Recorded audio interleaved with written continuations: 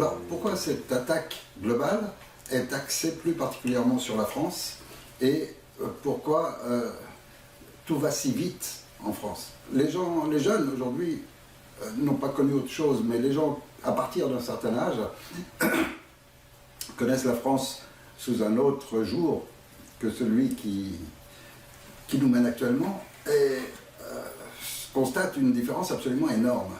Et il y a une raison particulière à cela. Alors, tous ceux qui ont un certain âge ont bien vu que depuis que Sarkozy est arrivé, ça a été en l'espace de 2 règnes entre Sarkozy et Hollande. Sarkozy à peine arrivé, ça a été déjà de nous retirer notre armée en la mettant entre les mains de l'OTAN. Peu de temps après, c'était le traité de Lisbonne pour absolument nous mettre sous les lois européennes alors qu'on avait dit non.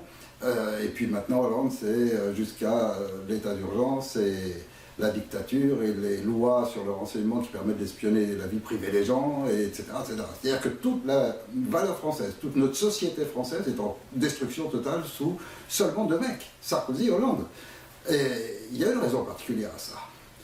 Cette raison que je vais exposer va être plus particulièrement bien perçue par les gens qui s'intéressent à la spiritualité et par les gens qui s'orientent sur la physique quantique.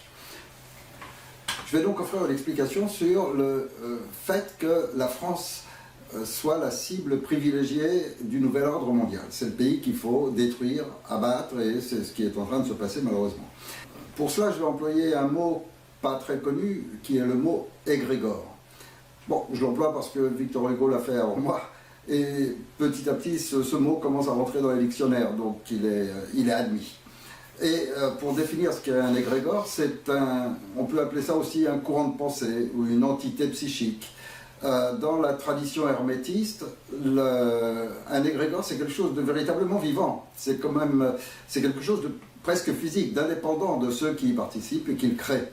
À savoir, en Inde, il existe des groupes de certaines formes de yoga où les gens se réunissent et pensent, ou font des prières, ou pensent tous d'une certaine façon, avec la croyance qu'en étant de nombreuses personnes à partager une même idée ou une même volonté, ça crée un courant de pensée qui participe d'un courant qui se promène sur la planète et qui atteint d'autres gens.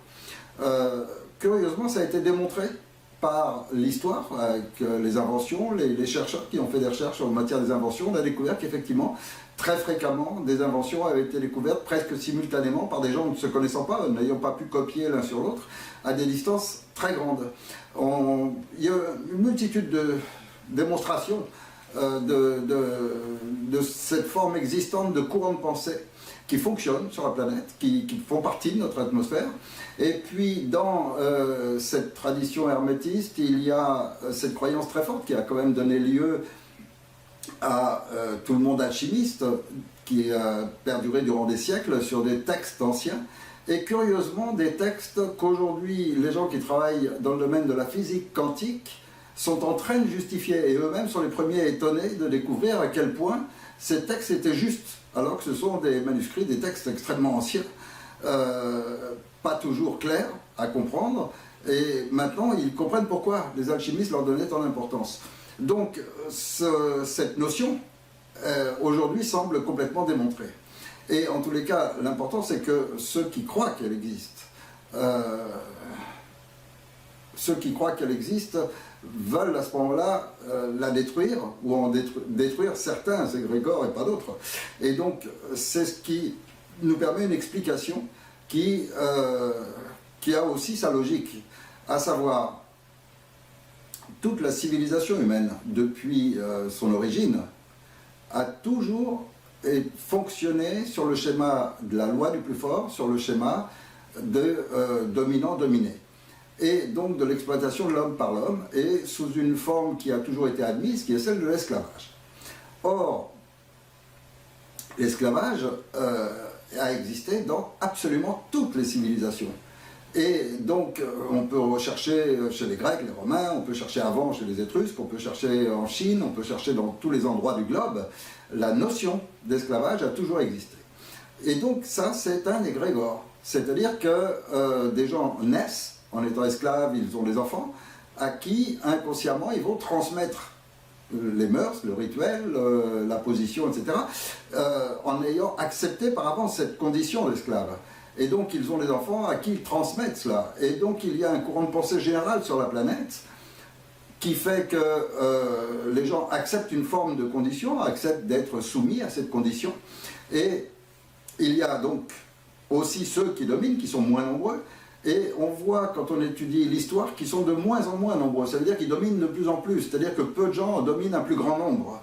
Et ça, on le voit aussi à travers l'histoire, avec la réduction des pays, avec la réduction des langues. On voit que tout se resserre, tout se referme. Il y a de moins en moins de pays, de moins en moins de langues, de moins en moins d'ethnies, etc. Et donc ceux qui dominent acquièrent un pouvoir de plus en plus grand, des richesses de plus en plus grandes, et ils veulent exploiter de plus en plus les autres. Et donc toute la civilisation humaine a fonctionné sur cette base. C'est donc un égrégore extrêmement puissant qui a généré notre civilisation et qui a existé et qui existe toujours. Et un petit peuple sur la planète a bouleversé cet égrégore. Est venu tout d'un coup lancer une notion consistant à dire non, non, cet égrégore est faux, tous les hommes naissent libres et égaux. C'est la Déclaration des droits de l'homme au mois d'août 1789. Ce petit peuple français, en lançant ça, a lancé un égrégore, un nouvel égrégore. Un égrégore qui consiste à ce que chaque homme qui naît se dit « j'ai autant de droits que les autres, je suis libre comme les autres, personne ne me domine, je ne suis pas soumis dès le départ ». Et ça, c'est complètement nouveau, c'est un bouleversement mondial.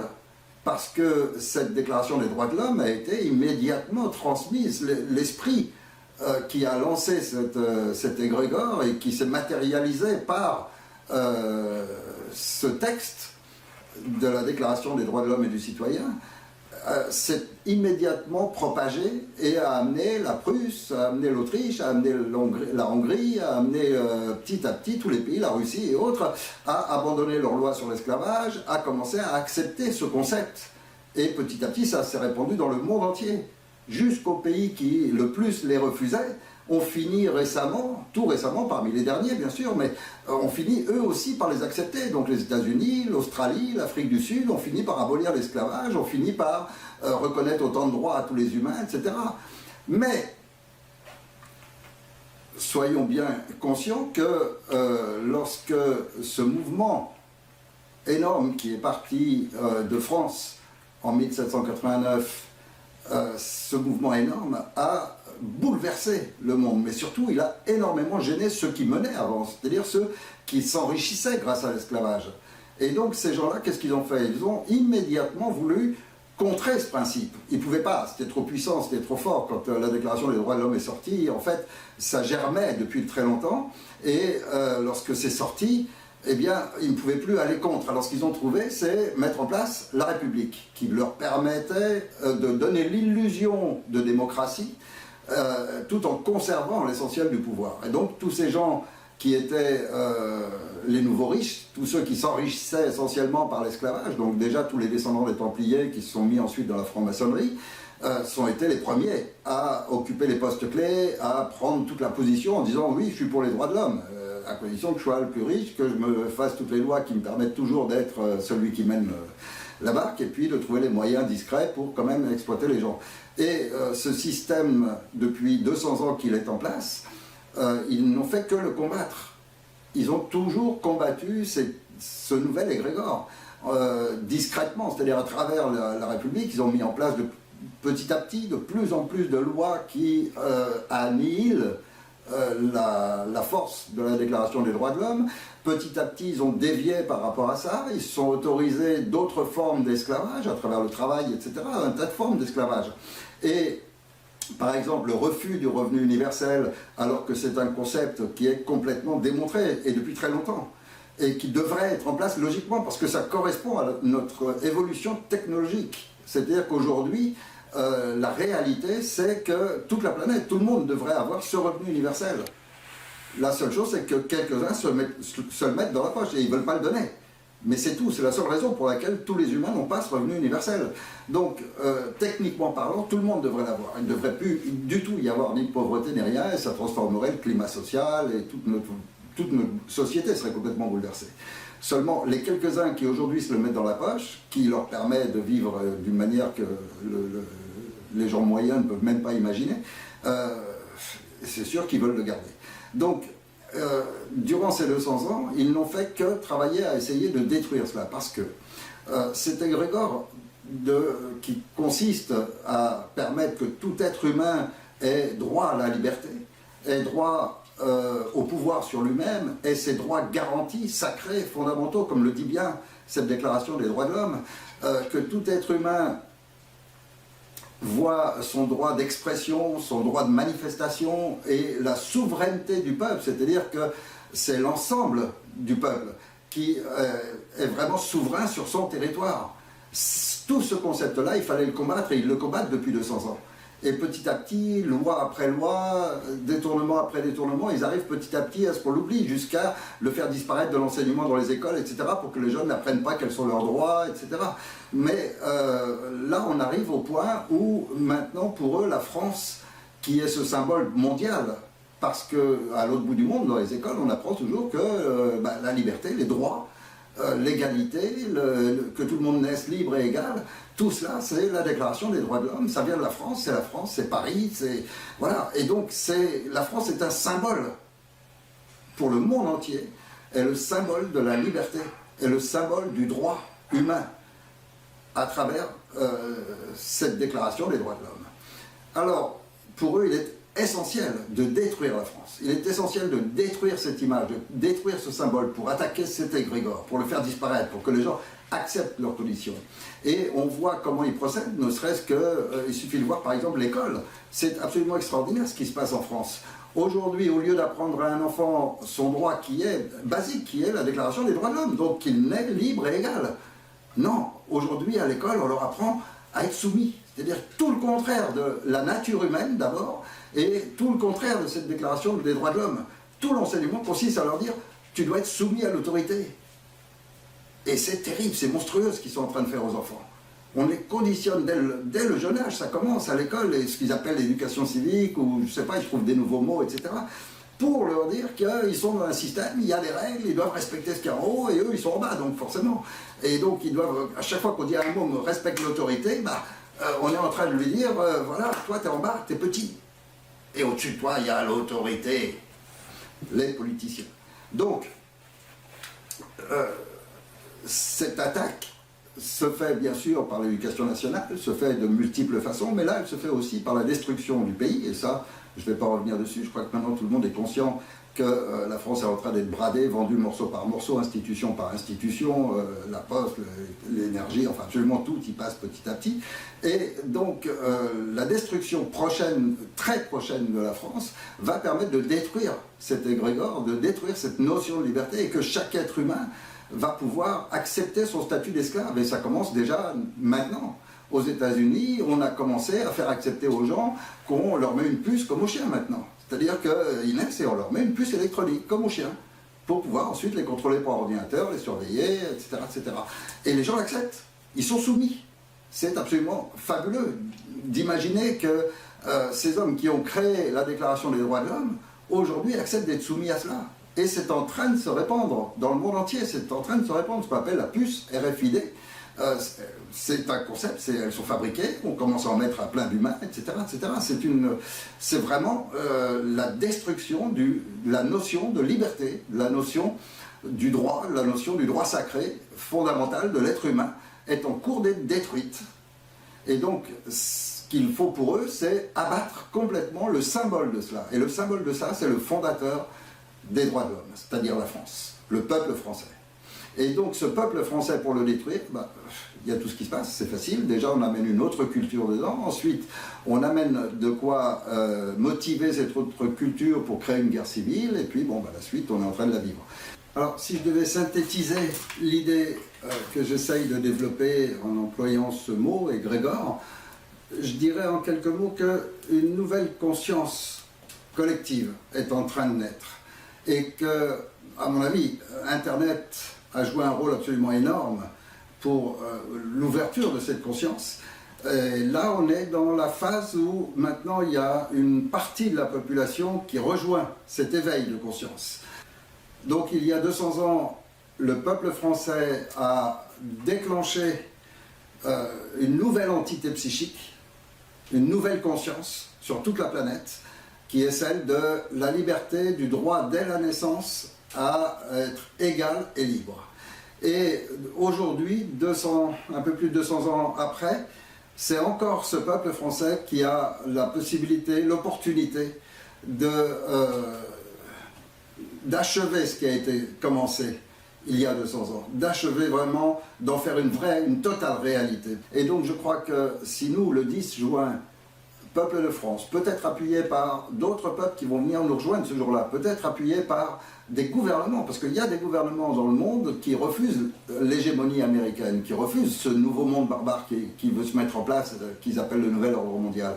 Alors, peut-être que, en fait, toute l'humanité va être atteinte par le mouvement du peuple français ce 10 juin, parce que c'est l'égrégore liberté que le peuple français va défendre ce jour-là. C'est l'égrégore liberté qu'il va faire revivre. Ce sont les droits fondamentaux de l'être humain qui vont reprendre leur place, comme ils n'auraient jamais dû la perdre depuis le 14 juillet 1789. Et donc c'est pour ça que ce 10 juin, on va fêter un 14 juillet 1789, c'est-à-dire on va fêter à la fois l'Assemblée nationale décidée, prononcée par Sieyès le 10 juin, et on va fêter à la fois cette fameuse déclaration des droits de l'homme qui est née de là, et qui, un mois plus tard, au mois d'août, était déjà promulguée. Donc, c'est vraiment le concept de liberté. Et ça, c'est un égrégore extrêmement puissant. Parce que chaque être humain, quand il naît, au départ, il en a envie. Il le veut, il trouve ça injuste, qu'il n'ait pas droit à sa liberté. Tous les jeunes le vivent et en souffrent. C'est une des raisons pour lesquelles la jeunesse est si mal. Parce que leur liberté est bafouée dès le départ. On leur ment. On leur retire leur droit naturel, celui que la nature leur a donné, celui d'être un être libre sur cette planète. Alors, je crois que ce 10 juin, c'est vraiment un impact extraordinaire qu'on peut avoir et qui va se répandre sur le monde très vite. Ne serait-ce que parce que techniquement, le fait que tout d'un coup la France vive bien, soit sortie de ce marasme, et ça c'est un exemple immédiat, et je crois que nos voisins sont tellement mal qu'ils vont faire comme nous. Je crois que vraiment, c'est la liberté de l'être humain que ce 10 juin, on va pouvoir faire revivre. Alors on va sûrement ensuite reprendre cette déclaration des droits de l'homme et peut-être la moderniser un peu au niveau du langage, mais surtout prendre le temps de l'expliciter, c'est-à-dire la réintroduire dans l'enseignement, la réintroduire dans la vie, que chacun connaisse ses droits, que chacun sache qu'il est absolument protégé, qu'il a des vrais droits, qu'il est réellement libre et égal avec tous les autres. Et ça me paraît absolument essentiel. Donc le 10 juin, on va vraiment défendre une valeur encore plus noble que seulement sauver notre pays. On va défendre cet égrégore de liberté. Cette liberté qui est absolument indispensable. Aujourd'hui, je crois qu'il est temps absolument que la France vienne confirmer ce qui a été décidé il y a 200 ans en posant des vraies bases. Des bases beaucoup plus solides et qui, une bonne fois pour toutes, ne vont plus permettre qu'on revienne à l'ancien monde. Aujourd'hui, les politiciens sont périmés, ils sont obsolètes. C'est comme, ils sont exactement, comme tous ces soldats à qui on dit « Allez-y, vous pouvez piller, voler, tuer, vous pouvez tout faire ». Et puis la récompense suprême, c'est piller, voler, tuer et violer les femmes. Et alors là, les soldats enthousiastes, ils vont en courant. Et ça, il y en a eu tout au long de l'histoire. Et aujourd'hui, ça continue, on les appelle des migrants et on les envoie déferler sur l'Europe. Et là, ils viennent avec cette idée qu'ils vont imposer, parce qu'on a pris les plus imbéciles, on leur a mis un truc dans la tête, et puis maintenant, ils viennent, et on voit dans toute l'Europe tous ces viols, et voilà, et ça ne fait que commencer. Donc, il faut absolument y mettre un frein immédiatement. Ils sont périmés, ces gens-là aussi. Totalement périmés. Au même titre que nos politiciens. C'est fini, ils sont obsolètes. Et donc, cette nouvelle conscience qui est en train de naître, il faut vraiment maintenant qu'elle soit appuyée par tout le monde. Il faut que les gens arrêtent d'être manipulés. Quand les agriculteurs sont en désespoir total, et c'est logique qu'ils le soient, il faut qu'ils ne se fassent pas manipuler par des syndicats politisés et autres qui les emmènent en bateau à faire des manifestations ridicules et qui servent à rien, à faire des pétitions, Arrêtez tout ça, c'est fini. Maintenant, c'est le 10 juin que ça se passe. Alors les agriculteurs, mettez-vous ça dans la tête. Le 10 juin, vous serez à Paris avec vos engins et tout. Il faut que vous soyez avec tout le peuple français. Et je veux dire la même chose aux routiers. Et vous aurez aussi avec vous les infirmiers, les médecins. Vous aurez avec vous vraiment toutes les professions. Arrêtez vos pétitions, arrêtez vos manifestations inutiles. Tous ces syndicats d'enseignants, tous ces mouvements et tout qui n'arrêtent pas de provoquer des manifestations, des pétitions et tout, tralala. Arrêtez de faire perdre leur temps aux gens, s'il vous plaît, arrêtez. Tout ça n'a jamais rien donné. Alors, unissez-vous pour une bonne fois, soyez tous là le 10 juin, qu'il ne manque personne. Et là, effectivement, cette nouvelle conscience, elle va vraiment prendre vie. Et c'est encore au peuple de France de la lancer. Et je vous garantis que le lendemain, ce sera en Espagne, ce sera en Italie, ce sera partout. Et enfin, on pourra commencer à vivre en paix.